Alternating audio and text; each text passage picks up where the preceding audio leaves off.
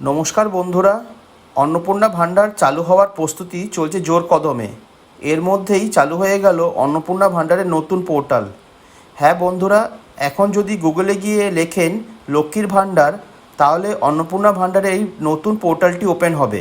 এটিতে ক্লিক করলেই এই পেজটি ওপেন হবে, যেখানে আগের মতো সব কিছু একই রয়েছে।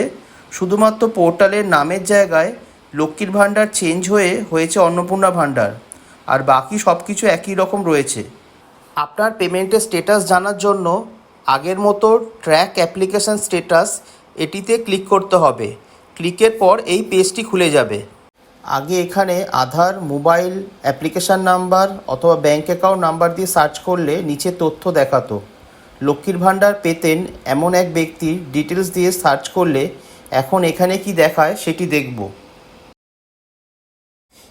এখানে এখন আপডেট কিছুই দেখাচ্ছে না, মানে এখানে আগে উপভোক্তার আধার অথবা মোবাইল নাম্বার অথবা অ্যাপ্লিকেশান নাম্বার অথবা ব্যাঙ্ক অ্যাকাউন্ট নাম্বার দিয়ে সার্চ করলেই সেটি স্ট্যাটাস দেখাতো, অর্থাৎ কবে থেকে ওই ব্যক্তি লক্ষ্মীর ভাণ্ডার চালু হয়েছে, কোন মাসে ও কত টাকা পেয়েছেন ইত্যাদি।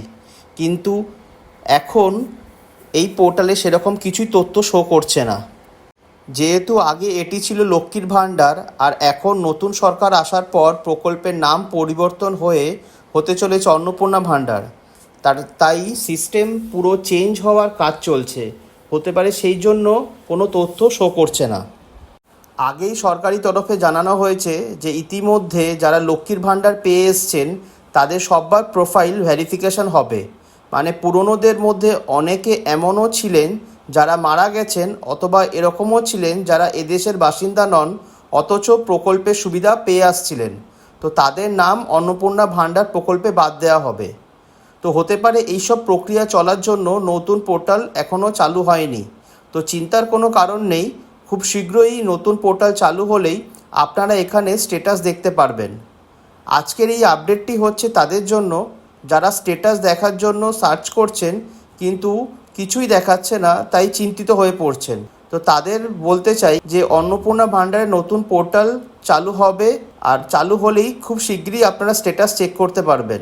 ভিডিওটি ভালো লাগলে লাইক এবং পরবর্তী আপডেট পেতে চ্যানেলটি সাবস্ক্রাইব করবেন। ভিডিওটি দেখার জন্য ধন্যবাদ।